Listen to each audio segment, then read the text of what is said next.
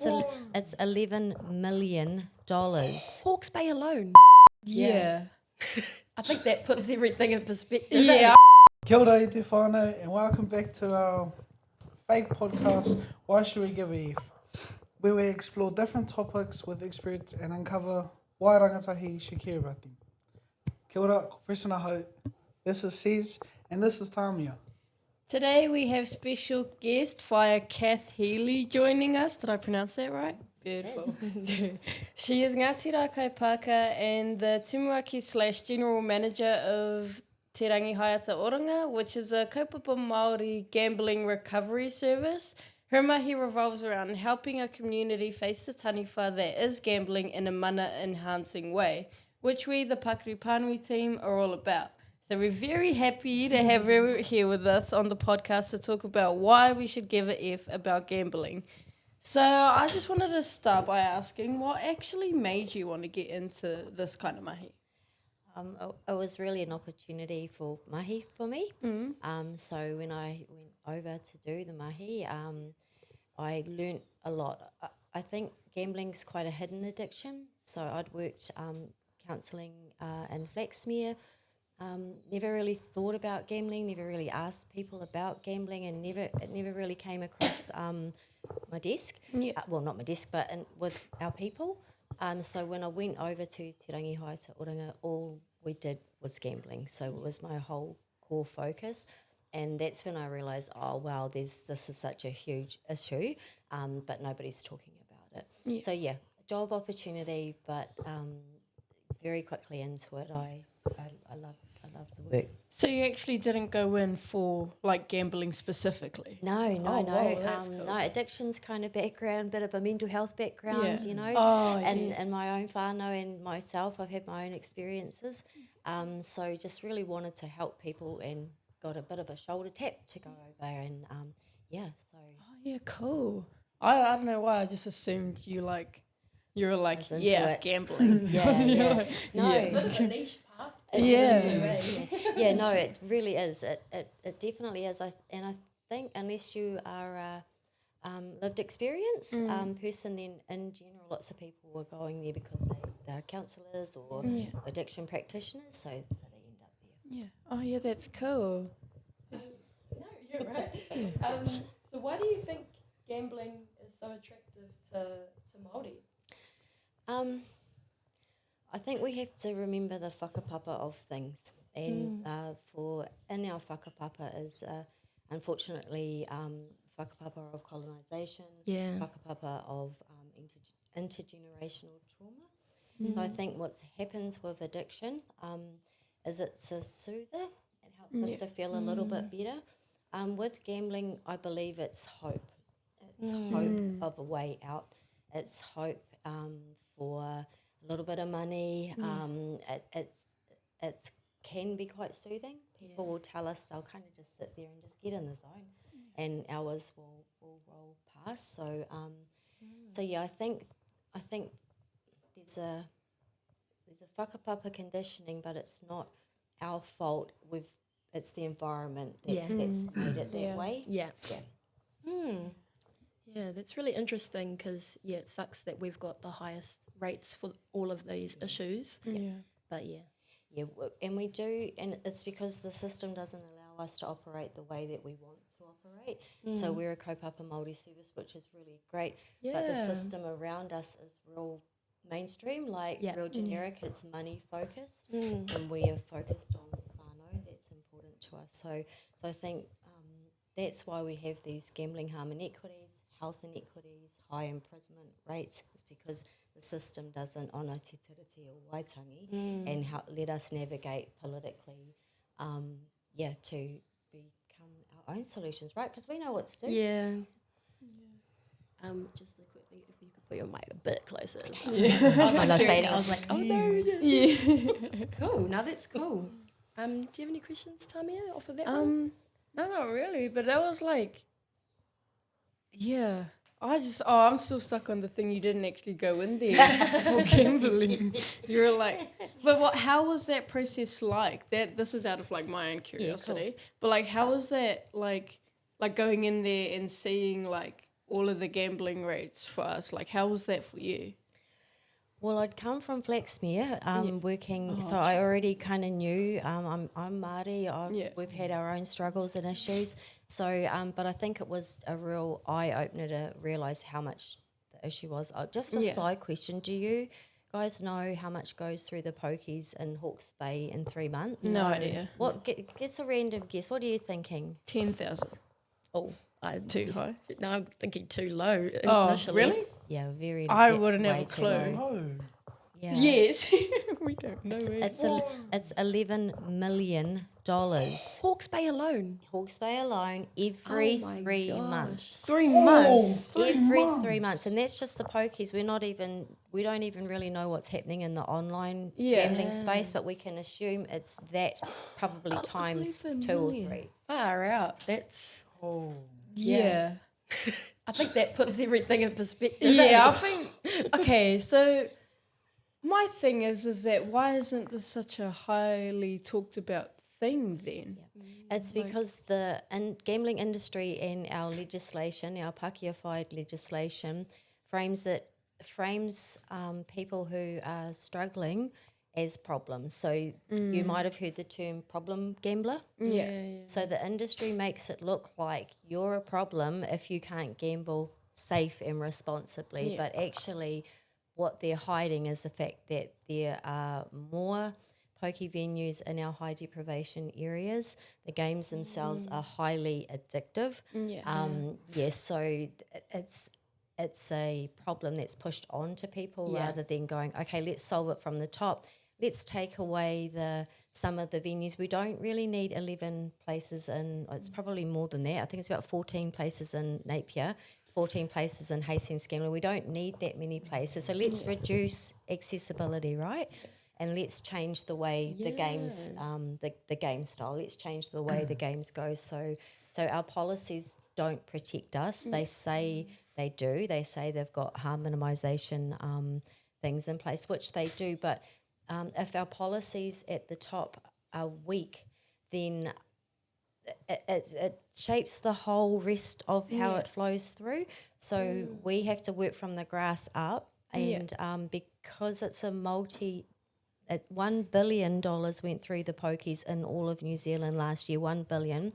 So it's if we follow the money, that's the reason why we have weak measures in place, and the money doesn't come back to our communities. That we might get a little bit of that through grants. There's an equitable grant system as well. So a lot of the money goes to taxes to the government, and your places like Grassroots Foundation, all of those they're called corporate societies. So those are already rich people. They get heaps and heaps of money, and then about 40% goes back to the community. But let's say the money comes out of Flaxmere, it's not going. 40% doesn't go back to Flaxmere. 40%. It could go off to Auckland, the Bowls Club. Like it's just real. It's really quite. I just find it quite despicable, really. I think that's stuff that rangatahi don't think about too, eh? Like even the numbers being shocking to us, I think says something that it's so up here and untalkable that when we actually know the truth about it, we're like absolutely jaw dropped. Like 100%. why? And if we expose the truth, then I might feel a bit better about getting support. I might feel a bit better about, oh, wow, I've been carrying this around for a long time. So we want to shift the shame back to where it belongs, which is on our government and on our and the gambling industry itself, and to free ourselves so we can go, okay, we can do this. So we need to just uncover the truth. Well, so just going back on what you said at the beginning of that, do you think that there actually is any way that gambling can be safe? Yep, definitely. Really? Yeah. And how is that? It's by reducing access, so reducing accessibility. So if we don't have accesses to the pokies, well, we can't go there. And changing the way the games roll, like they have near misses. The sounds are like, if let's say I tap the button and I actually lose money, the machine's still going to go diddling, diddling. You never hear a bow bow in the pokey venue, right? So there's the sights, the graphics are really like, so it triggers like your endorphins. So it's very similar to being on a drug, but you're not actually ingesting anything. Yeah. So change the way that the machine talks to the brain. Yeah. Oh. So it kind of dumbs it down a bit and dulls it down a bit. So people are like, oh, this is boring. Yeah. I'm going to go do something else. Yeah. Yeah. That's smart. Well, and the system knows this stuff. Yeah. They know, they developed the games. They made the games. So they know what to do. But because I think what's happened now is our whole society, in a way, has become addicted to gambling revenue. Yeah. If we didn't have the grants, who's going to pay for the 40% of these grants? Yeah. Who's going to take the slice that goes to the government? Like, where is this going to come from? But I think if we looked at, like we do, we look at Hauora and as it's a whole thing, right? Like it's not just this one slice. Everything is connected. So let's say we halved or quartered the revenue coming in. I would guarantee that there would be less crime. I would guarantee that we would have better kai on the table, like all these other outputs would come through. That would be a long-term vision, like over 10, 20 years we would see the benefit of that. But the gambling industry, that they're the business. These people are businesses. They want to make money. But we are always looking at our whānau. We're always looking at if our whenua and our people are well, we're good. Yeah. Those are the things that are important too. So money kind of blends to the background, but it's at the forefront of this system of. And that's, I'm not like painting the brush for everybody. Like Pakeha, there's beautiful people everywhere. It's just a systems. It's a systems piece. Yeah, so when we're talking about like the gamblers specifically, are there any actual like visual signs like that they are a gambler? No, unfortunately not. That's the real tricky thing. We can see drug addiction. We can see if somebody's drunk or if they're high, but you could have literally just spent your whole pay and you can leave there and put on a brave face and just kind of go about your day. Wow, it's quite invisible. It's invisible to the eye, but there will be signs. You will notice, and I'm going to keep rolling, right? So what you'll see is like a friend or a loved one, you'll probably notice that you don't see them as much as you used to. They're not coming to events or whānau stuff. So you'll notice them. It's time. It takes a lot of time to game. It takes a lot of time to gamble. So there'll be these pockets of unaccounted for time, or that they're normally there for. So maybe you might see changes in mood behaviour. So maybe your friend who's normally quite light and outgoing might start to recoil a little bit, and just you might notice some changes in their mood. They'll either be a bit down, or it might swing the other way, and they might be stressed out. So you might notice a mood change, but like physically, unless it starts really eating away at finances and they're not able to buy new clothes, just keep updated with clothing and things like that, and the car's falling apart, like might be stuff like that that you notice, but no physical kind of nothing like you go but I think what I've just talked about, those are the signs, and I know you guys do a lot of work in the suicide prevention space, so we're really talking about different worries and different struggles, but they're actually the same. So there's going to be real similarities. So if you notice, so the things that you guys are doing and promoting are perfect. They align very well with online gaming, gambling harm. So you guys will be onto it. You guys should be able to pick it up. So, sorry, but with that, what's your approach towards helping somebody? It's aroha. Oh, it's aroha, always. Yeah.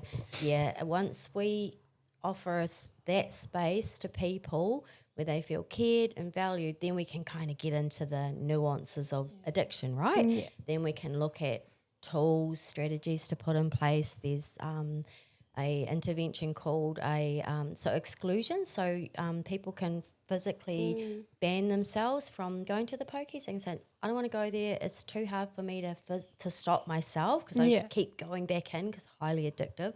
So they can put a bit of a rahui in place to so that they don't go there. It's just not a safe space for them. Similar to online gambling, that world is a different beast. When we look at this world, it's physical, it's tangible. When we look at the online world, it's just like the Matrix. Like there's just so many avenues, and it just comes and comes. You'll get emails and to come, to like, here's a free spin or here's some $10, they are relentless. And if you say, look, I want to ban myself, which you can on those, they will still keep bombarding you. They won't stop. They will not stop. It's predatory. The online world is a dangerous space, not just for addiction, especially for rangatahi and our tamariki who, we don't let them, we shut the gate so they don't run on the road, but we give these phones and tablets that have access to the world. Access to the world, access to predators, access to the gaming industry, the online gambling and gaming world. It looks fun, and it is fun, but that underneath it all is money. It always comes back to money, wanting to make money, and they don't care who they make money off. Yeah. When you talked about gaming there, just to make it relevant to our rangatahi too, what is this term gamification and how does that pathway to gambling? It's the mechanisms. It's the mechanisms behind the games and the online gambling space. So gamification, gamblification. There's lots of little kupu all vacations. But vacation would be nice. One of those vacations in that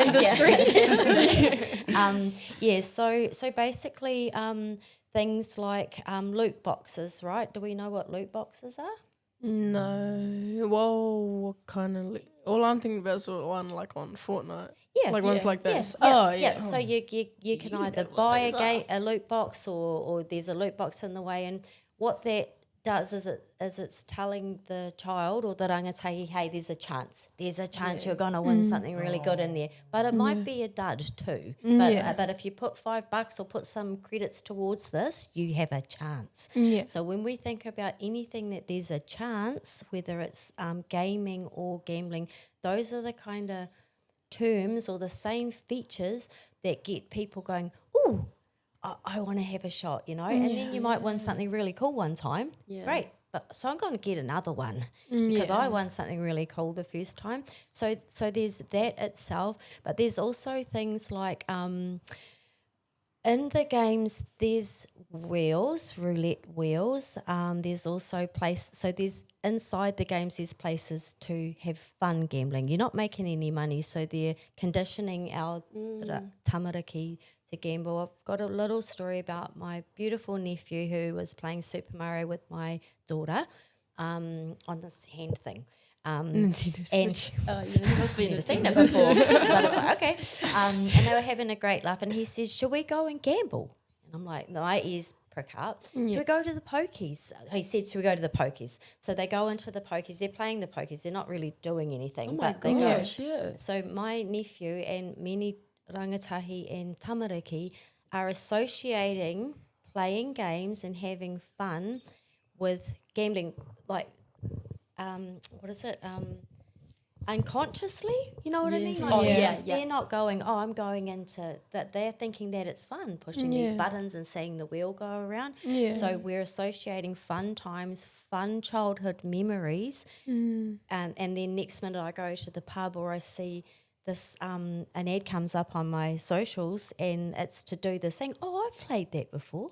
I've seen that before. I'm going to go have a go. And hands down, if once people start gambling online, they will always win a jackpot. They will always have a good win, and they'll think, get it's them so hooked. Yeah. And then the reels come in, the real gameplay comes in. Yeah. So that's I don't know if that was helpful, because that was my weak spot. So there's a real crossover between fun, games, and unconsciously being conditioned to all these gambling type features. Yeah.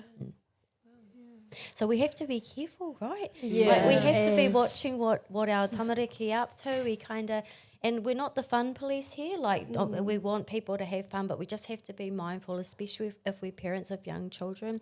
I think the online world is, it's here. It's inside your home. It's inside your whare.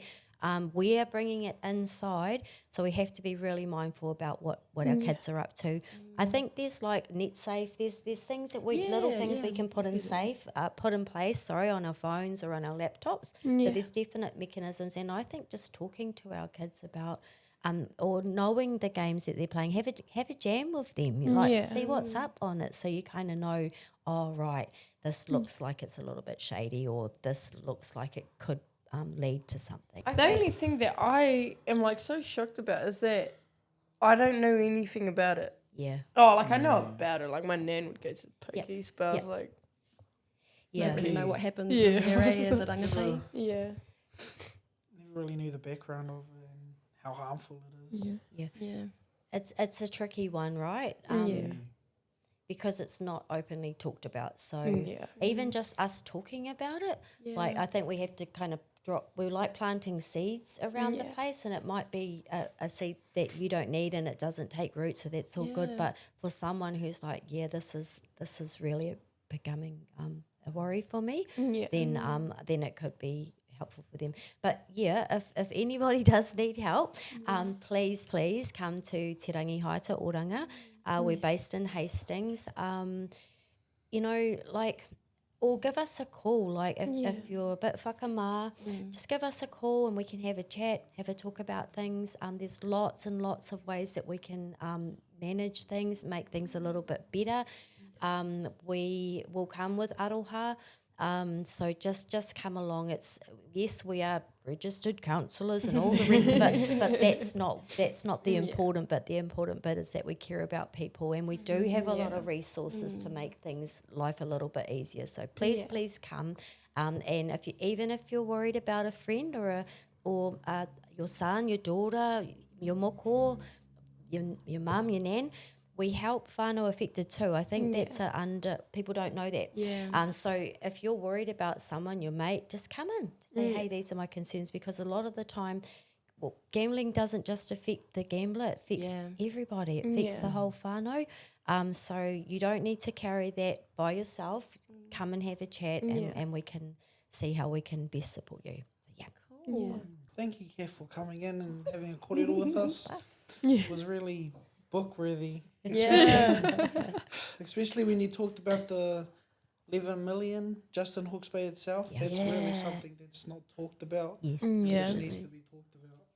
Definitely. Yeah. Awesome. Well, thanks, Kev. Yeah. I think it's pretty obvious why we should give an F Yeah. about gamification, about gambling. It's a huge issue in our communities and in Aotearoa. So thanks for coming on, and thank you to all our listeners and watchers, and we'll catch you next time. Good.